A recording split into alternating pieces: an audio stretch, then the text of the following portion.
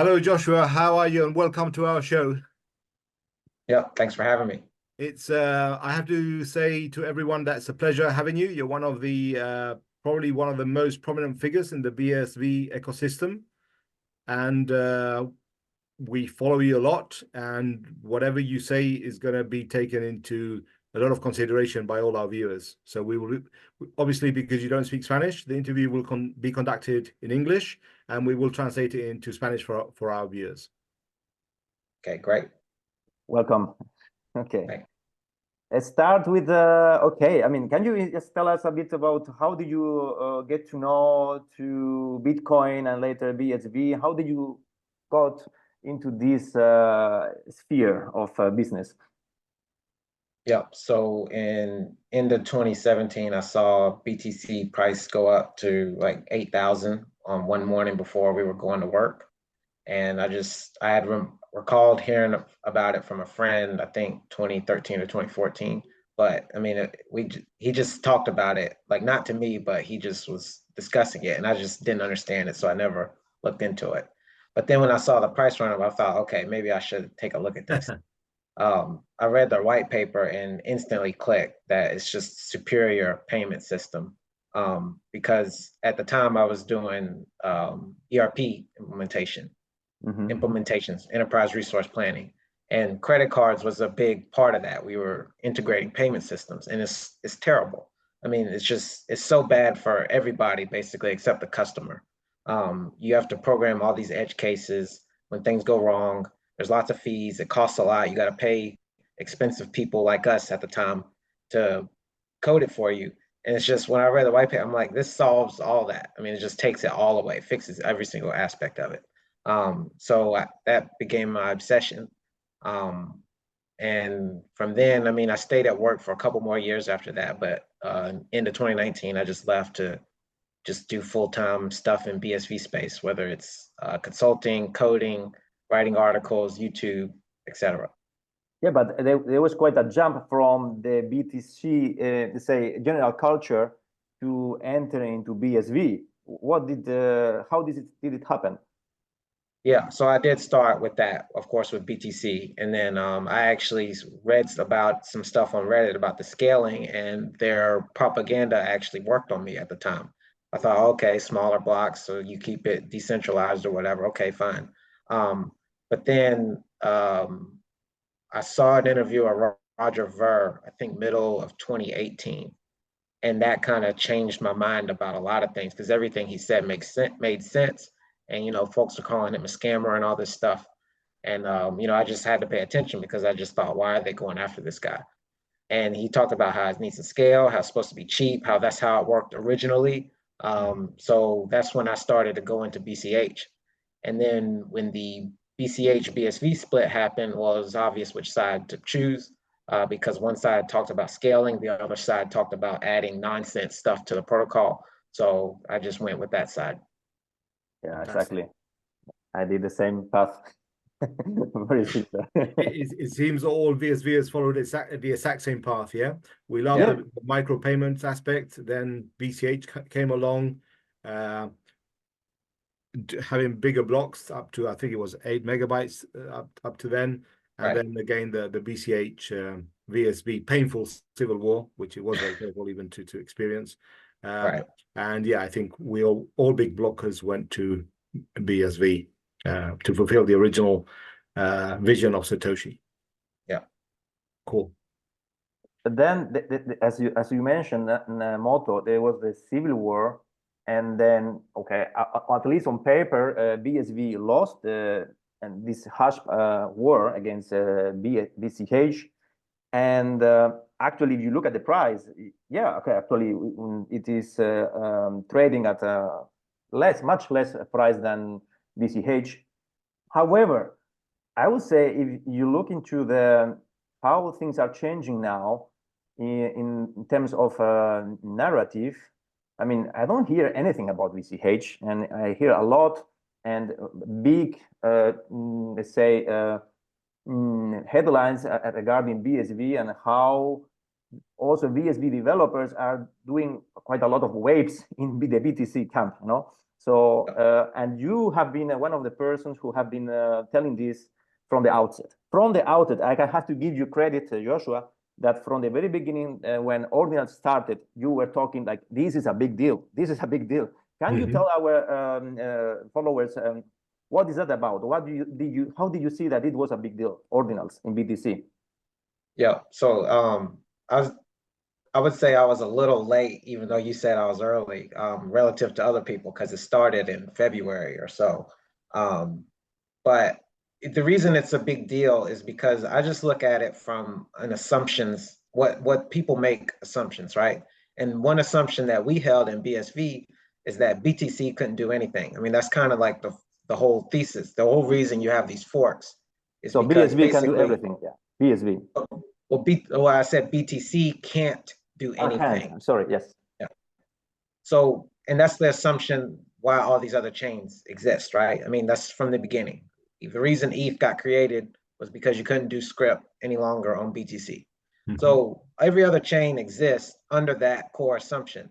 But with ordinals, that assumption is broken because now you can do data on chain. And the thing that a lot of the BTCers and BCHers made fun of us about was no one wants to do data on chain. That's stupid. It's costs too much. It's not how you're supposed to use blockchain, blah, blah, blah, blah, blah. And then now they're doing data on chain. And they're basically doing all the same stuff that we've been talking about for 5 years. Now, granted, they made way more money. They were way more successful because they have way more liquidity and capital in that regard. Well, also, it's ironic that BSVers left to basically push this narrative on BTC. So they're basically driving all the innovation because they've actually been messing with script and data on chain for the previous 4 years. So that's why I looked at it as such a big deal because, you know, I mean, that's for us, right? I mean, if we're actual Bitcoiners and that's what we want to see, it shouldn't really matter which chain as long as it fulfills the vision. Of course, BTC is not close to that yet, even though they can do data on chain, but it is a step in the right direction, right? I mean, obviously, a Bitcoin that can do data on chain is better than one that cannot. So what you've seen is, as a result of that, is liquidity has flowed back into BTC and these new assets. Basically, they've created a multi-billion-dollar market out of zero in only a matter of 10 months now, starting back basically from March of last year. Now, January, you know, some of these things are well over $1 billion market cap. One of their tokens actually flipped BSV in market cap. And I honestly expect that trend to continue, though I do expect BSV to, you know, continue to rise here because people are understanding the need for scale and they see that similar things are happening here. So, and the ecosystems are getting more aligned, so it just makes sense. Great. Joshua, I have to ask you, I just want to remind our viewers whenever we publish this, today is the 26th of January, 2024. The COPA case against Craig Wright is going to be practically in a week. I think it starts on the 5th of February. We all know, and I think we're all disappointed of, you know, the potential, probably likely forgeries, in my opinion, of documents sent by Craig Wright, whether it was the emails to Kleinman, whether it was, you know, this when he talked about the bonded courier and the rolling icebergs, he was going to do all this, you know, and that never turned up. If he was going to have the show the receipt for paying the domain bitcoin.org, never happened. And now the last one, the latex document, which most likely is already proven to be a forgery done in August 2023. So I think it was yesterday or day before yesterday, Craig sent offer in inverted quotes saying, okay, I'll let you proceed with BTC, BCH, blah, blah, blah, blah. And the obvious response from COPA, which I expected, is, no, we're going to court. Like, we're going to demonstrate that you're not Satoshi. I think is my sentiment, and I think I want to share with you. I don't know what's yours. I think he's definitely going to lose. I think he's forged these documents, and therefore he's probably not Satoshi. So my two questions is, what do you think is going to happen, with BSV, if that is the most likely outcome? Yep. So basically, once, I mean, and I'm sure we'll get into locking, but fall of last year, we had the innovation in Bitcoin script to basically be able to lock coins against content.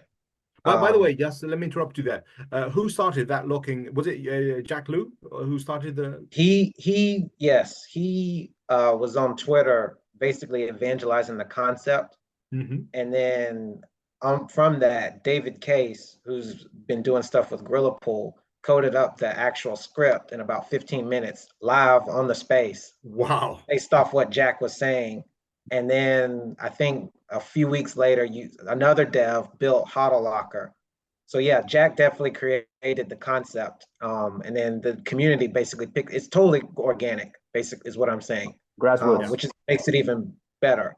But I'm going to relate this to Copa, but basically ever since that point, you've had a counterculture in BSV compared to the last 5 years of enterprise, patents, law, court orders, reversing coins, all this stuff that is getting stronger by the day.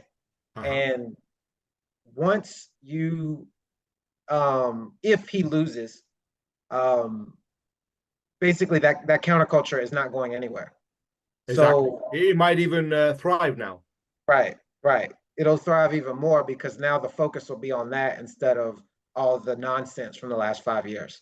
So yeah, I don't think anything bad's going to happen to BSV. In fact, I believe there are more people in the community that want the price to dump if he loses Copa so they can get more coins.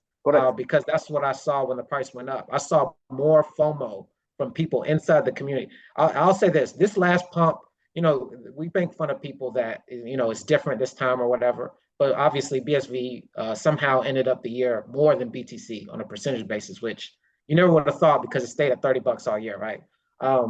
But when that happened, I saw lots of people upset because I think a lot of people sold at the bottom. I think a lot of people quit. They were disillusioned and they were just mad that there's no way it could actually come back in their eyes. To me, that's bullish because that means that we might have had capitulation already. I don't know. We might get it after this court. Who knows? But I think that's what's going to really surprise people because that's how it happens, right? It's when you least expect it. I mean, we wouldn't be in this if we thought that everyone was on board, right? Because that's what BTC is. That's what like something like Doge is, right? No one wants to invest in something that's almost $1 trillion market cap. There's no upside. But when you're beaten down and you're told you're scammers and you basically have a disproportionate opportunity, that's when you actually can change something, right? So that's kind of how I look at it. Wow. Just before we continue, maybe you don't want to share it here with us online, but I love the word that you use, by the way, counterculture, because I feel part of that movement as well, where they were moving BSV too much to the illegal side and contract where what we want is the original Bitcoin peer-to-peer electronic cash. And this community-driven initiatives like HODL Locker and so on. So I'm part of that 100%. But what's your personal view on Craig Wright? Have you also stopped believing he is Satoshi? So I've avoided talking about this subject in public because I don't know if you guys know this, but I made comments about him in the past where he actually threatened to sue me. Oh, really? Okay. Yeah. So to answer your question, I just got to be careful what I say, right? I mean, what it looks like, in my opinion, it looks like he's going to lose. Yeah. That's what I'm anticipating. Of course, I can't predict the future. Yeah. But yeah, I mean, I thought, frankly, that settlement was a joke because the terms in it were basically undermined the whole reason Copa went after him. So there was no way that was going to get accepted. And people need to really question and stop being, the cognitive dissonance is insane in the BSV community. People need to just look at it and say, hold on, if this guy could sign, why is he offering them a settlement? Because look, they're trying to say, oh, well, he's giving them an olive branch, right, to take his offer. But hold on. if you actually have the kill shot, you cannot risk not being able to defeat them, right? Because this is not like some Jewish dude down in Florida. This is not just some random guy. This is not a podcaster. This is not a cat in a cosmonaut suit. This is Jack Dorsey. This is Mark Zuckerberg. These are some of the most capitalized, wealthy, successful individuals on earth. Yeah. That you claim to have lured into. If you can sign, you sign and you finish them. But he can't. Clearly, allegedly, he cannot. That's what it looks like. Yeah. Because why would he offer to settle? There's no way. There's no way. So that's how I look at it. And again, that's just my opinion. I don't know the truth. Like that's what I'm saying. I'm using the word allegedly. So yeah, that's what it looks like to me. So following that logic, right? Let's say, because I feel the same, right? There was a time when Gavin Andresen vouched for him. Then if Gavin Andresen says he's Satoshi, bloody hell, I'm sure he is. But now it seems like I would say close to 100% that he's not, right? So let's assume he comes out not to be, and therefore he's a fraud. How does BSV survive? Because right now it's being maintained by Enchen, which is basically his and Calvin's company. So what will happen to BSV? How will it survive in the counterculture atmosphere? Yeah. So well, he works. I don't think he works for Enchain anymore. I think he contracts. I don't think he's actually at the company. That was a fallout from those events with Ager Hansen. This is where people get things wrong, right? Frankly, Enchain Tall could disappear tomorrow and BSV would be fine. We are actually already seeing this. People need to question, when all the details about Craig and when he left Enchain and Ager Hansen got fired, why did the price go up? If the price goes up, you will see BTC miners come over at the snap of a finger, which has already happened. I've seen Tall's hash rate go down from 90 to 30% when BSV was above $100. So if the hash rate drops, the BTC miner will step in because there's basically free profit to be made, right?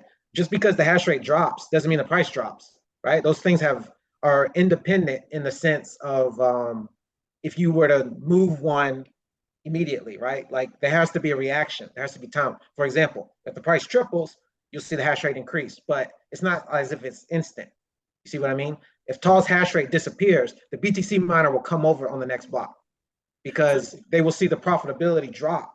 So they will basically replace them. So the idea that we need Tall is we don't.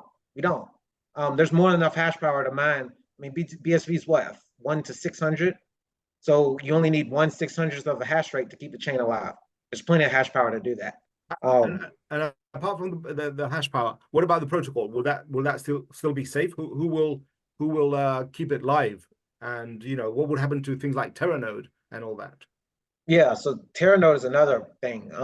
The issue with Terranode is that it's dependent on a company, right? And that company, and this is something that is also in this counterculture where basically the concept of a company is rejected. If you have a company and you are paying people on salary and benefits and all this stuff, then the products you deliver are also dependent on those same benefits. Therefore, when the company goes away or decides to go do something else like pivot outside of blockchain space or starts firing employees, that product now never launches, right? Unlike HODLocker, who the dev was paid $0 to launch, unlike some of these other protocols that are manifested organically based off people just wanting to see the actual vision of Bitcoin. And them being on-chain, open source, interoperable, rug-free is a new thing I'm saying. Basically, if someone does something else, it doesn't mean that the protocol's gone. Everyone still has their stuff. That culture needs to be maintained. So Terranode basically wouldn't launch, right? If Enchain goes bankrupt, there's no Terranode because no one's gonna, because who's gonna pay those employees to release it? You see what I mean? Exactly. Right. So when you have this other stuff that's out there, anyone can just pick it up, just like the chain. Any miner can come in and start mining. You don't need to like go form a company, get health packages, social security, all this other stuff. So by tethering themselves to basically the legacy fiat system, they're risking future productivity, which is, in my view, is the entire antithesis of the system. And that's why this counterculture exists, because all this stuff, this crap got started about law, legal, Web 2, enterprise, patents, dependencies on the systems created centuries ago, when Bitcoin is the 0 to 1 rejection of basically all that. It's quite a statement. Sorry. So in that event, would you see a possibility maybe of a fork happening? Say Calvin and company continue through the Terranode route. Could BSV basically split into two? I don't see any reason why it would. I mean, I don't see anyone wanting to alter the protocol. The only thing that I could see that would be a non-negotiable protocol change, in my opinion, would be coin reassignment. But if we're making the assumption that Craig will lose, the risk of coin reassignment is 0, right? There's no way he's going to be able to achieve that goal. So there's no reason for the protocol to change, right? Me personally, I see more risk of forking in the case of BTC than in the case of BSV. Right. Can you please develop on why do you see this risk as possible in BTC? Why with the ordinals that could happen? Because the creativity and the people wanting to make money on that chain is only going to increase. Therefore, they're basically pressuring the entire community to come up with a scaling solution. So, well, maybe fortunately for us, they're turning to L2s like Ethereum and other blockchains have done to try to scale. So they're not trying to scale the base, but of course, people will ask the questions. Also, consider that some of the top exchanges on ordinal exchanges on BTC came from BSV. So they understand that increasing the block size actually works. So they have customers, right? They have paying and happy customers because these guys made a lot of money over the last 10 months. So if they start saying, hey, we need to increase the block size, now it's not just people, a bunch of cultists pounding their drums on Twitter. It's now businesses that have made a lot of people a lot of money saying, actually, we need to increase this block size. So I still think it's unlikely. I started to come to I thought they could do it about 7 months ago. I've reconsidered that because they saw the demand back in May and they didn't do anything. And then it happened again at the end of the year and they're not doing anything. So I'm just like, I just think it's been that way too long. So it's just they're not gonna increase it, which, is good for us because, I think that's a big risk, but that's the irony is like, they're not gonna do it because they would just be admitting that we were right. So what Jack Lew, shout out to him, has been saying is, yeah, they're going to increase it after we already flipped them. So you are of the opinion that because people who, with their creativity and willingness to trade on chain, will seek the chain that can cater for those needs, they will look into BSV.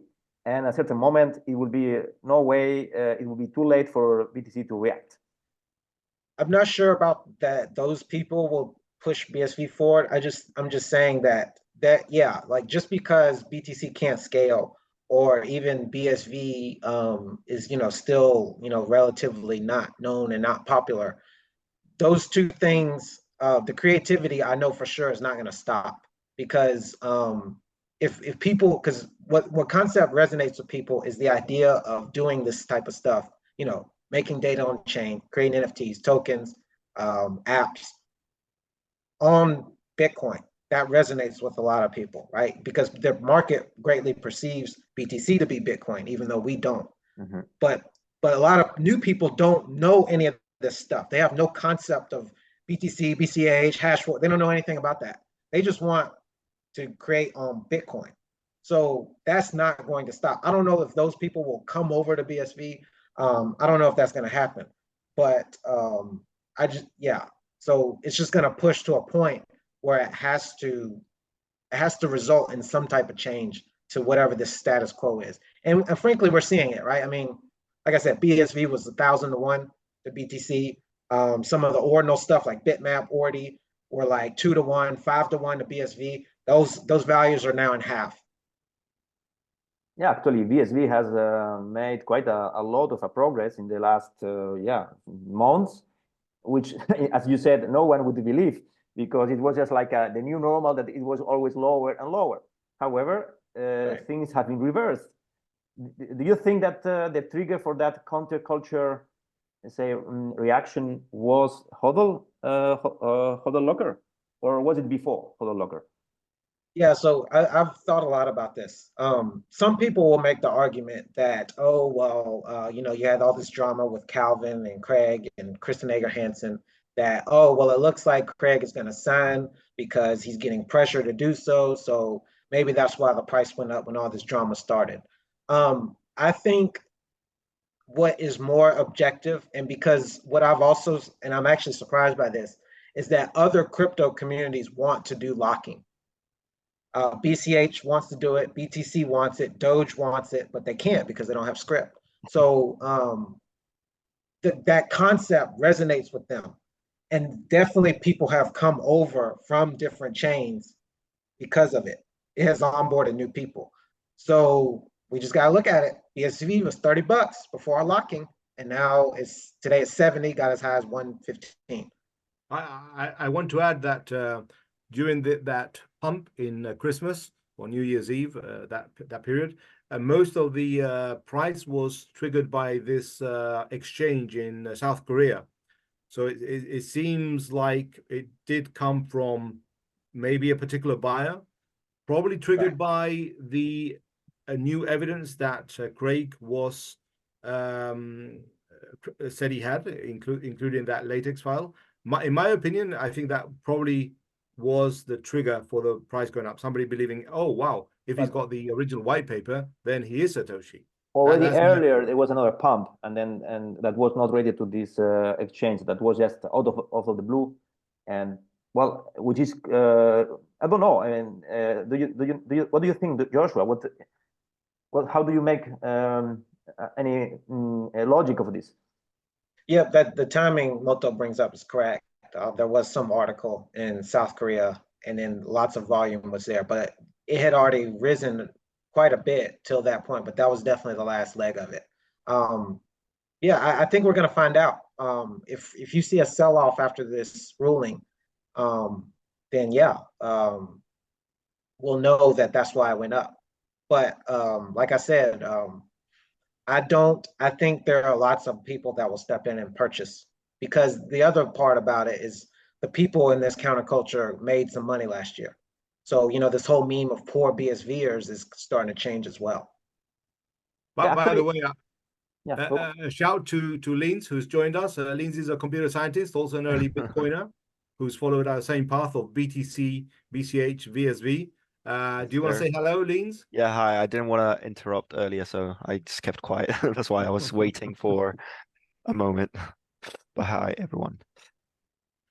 Let us know if you have any questions. Jump in whenever you want. Yeah, sure. Okay, cool. No, I wanted to say that Jack Liu, this has been really a figure that in the last months has been quite at the forefront of BSV, let's say, culture, as a broad culture. And he has been very adamant that BSV will flip BTC. I mean, it's people, even the people who follows Jack Liu in the spaces and in Twitter, not anymore because he deleted his account in Twitter, but even people who follow him,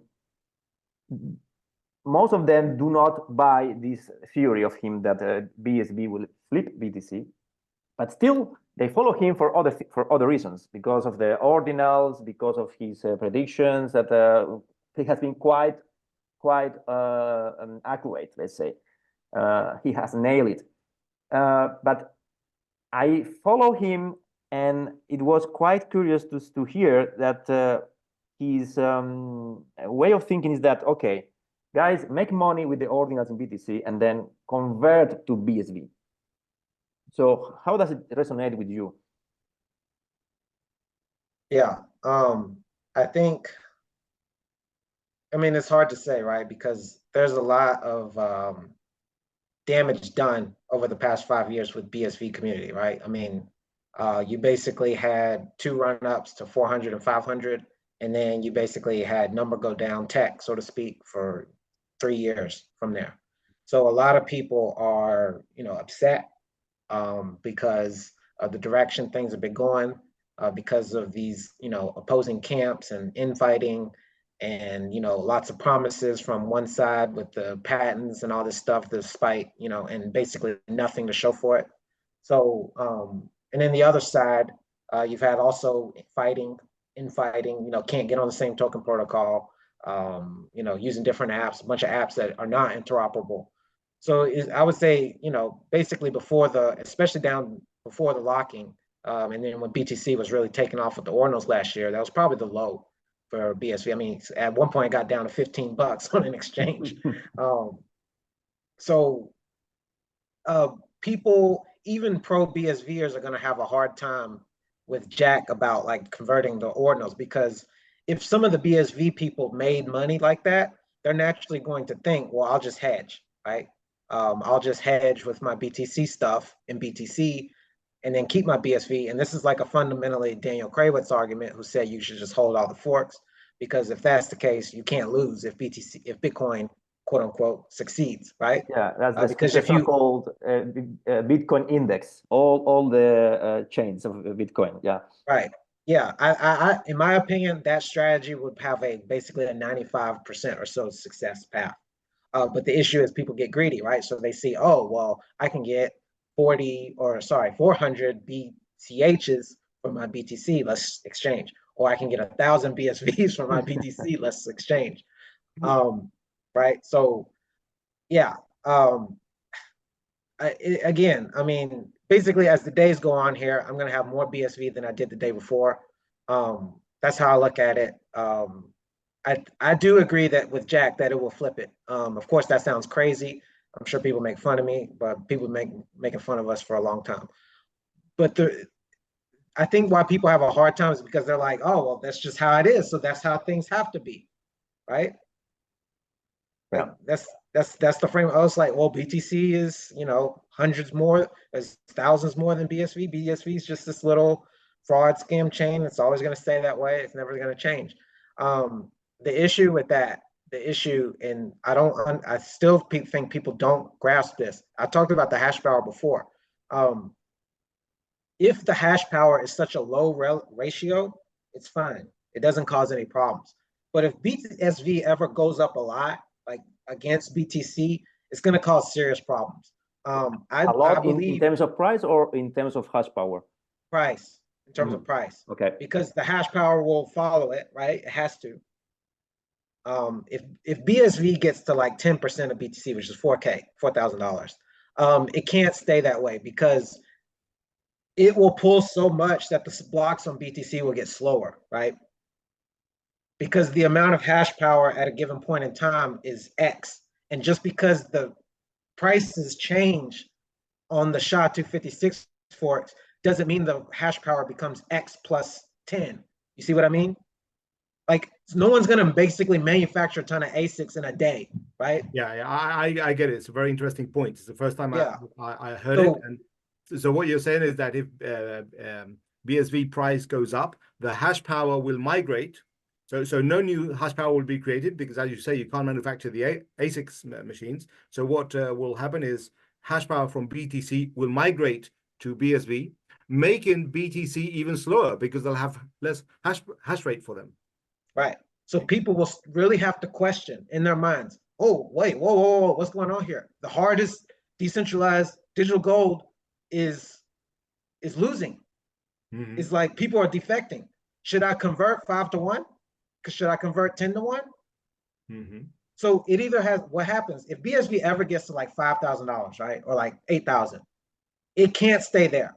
It either has to go back down to like $200, or it has to flip it, right? Yeah. Because people will make that decision. They will say, hold on, what do we do? What do we do? What do we do? But here's the problem, right? If they all sold their BSV, it's kind of set what they're going to do. They're going to flip to BSV, because they have BTC, but they don't have BSV. You see what I mean?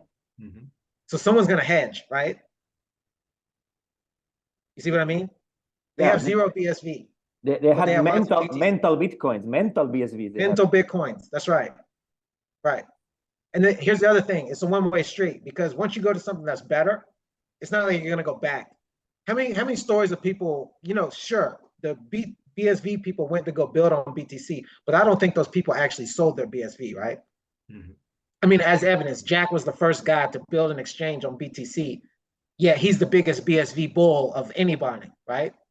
So people do not take the path that we took and go backwards. That doesn't happen. Yeah, I think once you try VSV, I think there's no going back. Right. It's It's just like so much better.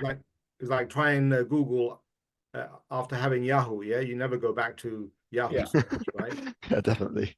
It's very interesting. That's very interesting what you say about the hash power, because indeed hash power is the main argument that the BTCers put at the front. Say, okay, what are you, BSV? What is your hash power? Nothing. It's minuscule. Right. We are the most secure network on the earth because of the hash power. As soon as the hash power, indeed, a big chunk of it moves to BSV, yeah, that can be a seminal moment. Yeah. And the interesting thing there, Naka, is that hash power follows price and not the other way around. So all you have to do is increase the price of BSV somehow, and then hash power just follows almost instantly within the same, not even 24 hours. I mean, within minutes. Yeah, some of these pools have algorithms coded to look at the price and move instantly. Like as soon as they see the price go up, their miners will switch. Yeah, that's economically correct, but indeed, but, you know, on top of that, you break their arguments. You completely disauthorize and annul all this elaboration of arguments that do not make sense. Yeah. Right. So the first one that's been broken in 2023 was data on chain. It's stupid. That's shattered now, right? You can have it basically, and BTC yeah, and now they have it. Now know it. Even though some of them tried to avoid it and to amend it or ask the protocol to forbid Right. you know, NFTs and things going on BTC. Right. Like that's the thing. Bitcoin Core explicitly coded to not allow this stuff, but ironically, their Taproot change had a loophole that was exposed, and that's how they did it. How could they allow that? to that even to the audience to start with? It's Murphy's Law, man. Like you keep messing with it, you keep tinkering, and you keep adding crap to the protocol, then you screw up. Like you just don't cover your bases with it. Okay, so originally you couldn't like do any of the NFT stuff in BTC, and now you can because they basically changed stuff. And right. Okay. Yeah, they back in 2013 or 2014, they explicitly limited the data size to like 40 bytes. But when they added Taproot, I think in 2022, I think another dev found a loophole to be able to do scripting with data on chain. So if they never added Taproot, you wouldn't have ordinals. Oh, okay, I see. That's quite very curious information. Like ironic. It's like ironic how it came back to them. It's like a boomerang. Yeah. Right. My biggest take from this conversation, Joshua, is and again I go back to that lovely word that you used, the counterculture, where you know I see people like yourself, like Jack Liu, Rafa Laverde, probably people from Twitch and other BSV prominent developers. I think they are waiting for this counterculture to rise. So in other words, we are waiting for, okay, Craig, you've been discovered that you're not Satoshi. Just move out of the way, and then maybe BSV can flourish again. Maybe people like Shadows and so on can come back and make this ecosystem be a force in the blockchain community and be accepted in other exchanges as well, back in even in Coinbase or Binance or whatever. Right, because that's the main point of contention, right? What was I gonna say? Yeah, it's a sad situation, right? Because you know we thought, you know, you have this odd thing where you do have Bitcoin that's closest to what Satoshi made, but yet you have Craig Wright, which again, you know, we're not making any factual statements about him. We're just giving an opinion, right? Because those things have been linked. I think Shatters actually tweeted about this recently. He said that those two should have never been tied together, and I think he's right because they're independent things. What those two? Sorry. He said something like the BSV community made the mistake of linking scalable Bitcoin with Craig Wright. Mm-hmm. But here's maybe a hope, a projection on my end, but I can say this, right? I know for 100% for a fact, if the worst case for Craig, right, if that happens in this case and he loses, I can tell you 100% these counterculture people are not going anywhere, right? Mm-hmm. What I don't know is what is going to happen to the price in the short term, therefore the community and so on. Yeah. Some people might defect, right, naturally. But once if that goes away, which a lot of people says has been basically keeping the chain from the public view and obviously being listed, having liquidity and stuff, if that's the case and then that problem goes away, I think what's going to happen is, and this might be a more another point for the flippening argument, is that what is going to happen in the blockchain space when people realize, oh, I thought that BSV thing was a complete scam and joke. I didn't think it scaled. I thought that was all just made up BS. You telling me there's actually people there and they're still there after Craig Wright's gone? Yeah. I don't think people are going to be able to handle that. Yeah, but some people think this is a scheme for Craig and Calvin to grab BTCs. Right. So, but okay. In any case, let's not rule out the possibility that Craig Wright wins. He may have an ace card still on his sleeve, and well, maybe all these allegedly forged documents is just a way of showing weakness just before the real battle. Because the case has not yet started. I mean, it's on the 5th of February when the hearing starts. So knowing Craig, and maybe he's following this the art of war. Like you have to pretend that you are weak while you are strong, and then make a big win move. Anyways, just leaving the possibility that he may actually win. And that could be even, of course, better, I think, for BSV. But okay, whatever. But the important thing is that whatever the outcome, regardless of it, BSV is here to stay. It's not going anywhere, and this counterculture will make sure that it will keep growing and inventing and harnessing the curiosity of other people, new people that are coming. Yeah, because the truth is, I mean, BSV is absolutely fantastic. Yeah, anybody who uses it doesn't go back to BTC or VCH or any other stuff. Yeah, so the protocol is absolutely great. And even if Craig turns out to be a scammer, we will thank him for keeping it alive, him and Calvin. I give them that. What do you think, Joshua? I mean, like I bring that back to the hash power thing, right? I mean, it's like a biological organism, man. Like if they didn't do it, somebody else would have. Now, granted, the in-chain team did re-add the some of the Satoshi stuff. Right? Yeah, the opcodes, right? They did that. So yes, absolute credit for that. If Terranode comes out, I mean, that's going to be a big deal because, you basically have people that had the mindset of creating for big blocks, working hard at something to deliver something that's, better than the whole crypto space is seeing. But also, that doesn't mean that we need them in the future because, again, in my view, the miner is the most incentivized to actually do a lot of this stuff. And, those people that are making Terranode, they don't actually mine blocks, right? Unless you're going to say that they're tall, which they're not. So, yeah, so their credit they have is restoring the opcodes, parallelizing the software. That's where the credit is because, I mean, obviously going back, being close to what actually Satoshi put out there to the world in 2009 is obviously key, right? That's one of the reasons we're here is because we think that was good enough. Absolutely. Talking about Terranode, imagine that Terranode is already launched on the mainnet and it's doing on capacity 1 million transactions per second or more. How do you see that world? Are we able to utilize this and to actually leverage that enormous capacity? Yeah, the thing is, we're not close to that. So that's one of the issues with it, is that, you know, generally speaking, you build stuff in response to demand, not the other way around.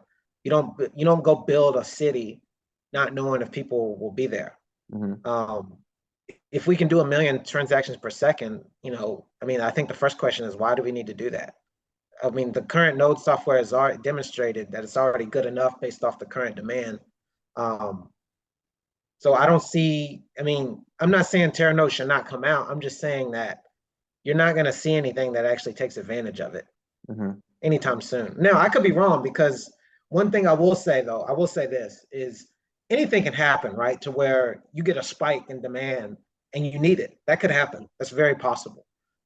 So I don't want to say that, but like it's unpredictable, right? Obviously, I'll just say this: it's better if we have Terra Node than not, as long as the old node is still usable, right? Which I've confirmed that it is. So as long as that's the case and people have choice and then they can modify the software, do whatever they want with it, then that's a good thing. It's not like you're going to see Terra Node come online and that's actually linked to the demand. That's what I'm saying. You still need something else to create that demand. I have a little discrepancy there. I have a different opinion there, because I think I remember listening into a conversation between Ray X Charles and Amaury at the time. They were discussing precisely about this, like, you know, let's grow organically from 8 megabytes to 32 and just grow according to demand. But there was a point from, I think it was Ryan X Charles or somebody else, where he said, no, you know, you need to have it ready, because if this happens, it's explosive. It happens instantaneously. And he gave the example of Pokemon, that it went from 100,000 users in Japan to 100 million worldwide within about 3 weeks. So I think that explosion of use of data on chain can happen suddenly. I mean, all you need is, you know, 2 big companies like Starbucks or McDonald's to accept Bitcoin, and, you know, you already have that kind of use, you know. Possible. Right. Joshua, can you tell us a bit, what are you doing from your side? I mean, describing a bit, explaining to us your projects, which is like your contribution to this content culture, no? To this creativity in BSV. Yeah, lately, the last 2 things I've been working on it's like an open source browser wallet called Schwallet. Yes. It's written in, oh, great. It's very basic. There's not even a website for it. It's just GitHub where you can get the code. But it's basically created with the intent to help other devs build and not have to reinvent the wheel for common things, right? So like locking coins, doing buy and sell orders on chain, managing your ordinals, sending Bitcoin, downloading your keys, this type of stuff. So yes, I do use it in my apps, and other people have adopted it for their apps, but like there's no like domain for just the wallet.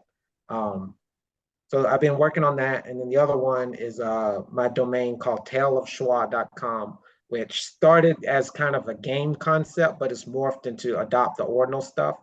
So I've done some lock to mint things on there. I've made a market for different tokens that you created via locking to mint.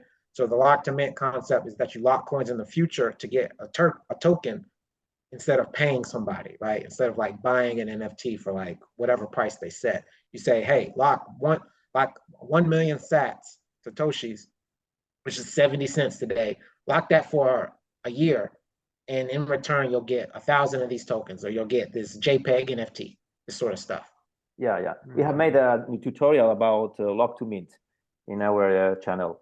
And it's great. quite interesting concept. And I believe Lins is also following your GitHub. Is it correct? Well, yeah, most the YouTube channel. I've seen many of your tutorial videos on coding. I remember the one like doing the NFTs on Run, creating the tokens, and as well, the last one I kind of followed and tried to do my own app is the Handcash Pay. So yeah, it's really good tutorials, and I've used them a lot to try and test stuff out and learn about coding on BSV.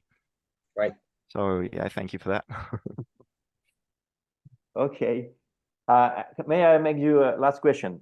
And before you make the wrap up, this question was made by Jacques Liu to other people listening to him in a space. Imagine that the price of BSV, talking again about price, because anyways, people are interested into that. Imagine price of BSV remains more or less stable around the price which is now for a span of 2-3 years. At the end of this period, which is a long period, 2-3 years, how do you see yourself? With more BSV, the same BSV, or less BSV? Yeah, definitely more. So like I said, generally speaking, tomorrow I will have more coins than I did the previous day. Yeah, that's always going to be true until, well, obviously, if this thing hyper Bitcoinizes, that'll change, right? Because we go from saving to actually spending in the economy, right? Yes. Yeah. But until that happens, yeah, it's always gonna the amount I have will always increase. But the question, the reason of the question is because, you know, people, I mean, you may know it. People may think, okay, I will try to make money with ordinals in BTC, which are more popular, and try to get more BTC or other coins, and later I will buy BSV because, I mean, assuming they even like BSV, later if they believe that BSV could make a big leap, but they always think later. So right, of course. So, but the fact that you say, okay, regardless of the price, regardless of what other coins may be doing, maybe they are pumping and BSV is just not doing anything, you see yourself with more BSV, which is quite telling, I would say. Of course, yeah. And then the problem with what you just said is obviously that, you know, you could have something like the end of December happen where, oh, you know, for a bitmap, I can get 5 BSV. Oh, well, actually, now you can only get 2. Yeah, exactly. For an ordi, you know, I can get 2 BSV. Well, now actually ordi is less than BSV. So, right? Quite fast. Yeah, the thing is that if BSV shoots, or when it shoots, it just goes parabolic in no time, like days, right? It could, yeah. Well, not only could, we've seen it happen many times. Actually, I see in one app that the total liquidity of BSV is like, I don't know, worth of $10 million, and the total ask is for $5 million. So someone with $5 million can buy all the offer of BSV. Actually, I mean that's nothing. That's for people who are a bit of wealthy. They can't really sweep all the BSV available and price. Yeah, and the other thing that, you know, a lot of people inside of BSV still make fun of is still the locking, right? I mean, now there's 12,000 coins locked, which, you know, it's not a lot. But again, even with the BSV price goes up, I expect that number to increase. So basically what you're going to see is it's going to be even more hard money than these other things, because you're going to have coins removed from circulation into Bitcoin scripts as the demand increases. Mm-hmm. Right, people have not understood this yet. Yeah. Obviously, it has to still to make a crack in someone's mind. Like, right. But okay. Correct. Technically, it's correct that there is less offer available. Yeah, absolutely. Like, I'm a bit conscious of the time because I know Joshua has to leave and myself as well. So I think we've got to start wrapping up. Yes, I would like you to, Joshua, to end your intervention with us with some final words of some final thoughts. Yeah, I would say, you know, I don't know how everyone has different subjective situations, but I would say to really understand what's happening with this chain is to go use hololocker.com, hodlnet.sh. Just go check these things out, play around with it. You know, it doesn't really cost any, but you can actually post for free on HODLocker. So, you know, I'm not telling you to go spend your money, buy something. I'm just telling you go use this stuff and just check it out. That to kind of see, I think this is where you see the actual Bitcoin ethos, not all this other garbage that's in the media and on social media. Basically, it's the only place, in my view, on the internet where you're not getting basically confused or, you know, someone's trying to manipulate you. Would it be fair to say that the counterculture aspect of BSV is being reflected in HODLocker? Absolutely. We'll be there. Okay. Yeah. Sounds great. Thank you so much, Joshua, for being with us. It has been a real pleasure. And thank you. shout out for your contributions to BSV. Shout out for you. Thank you very much, Joshua. Really a pleasure to have you with us. Thank you, guys.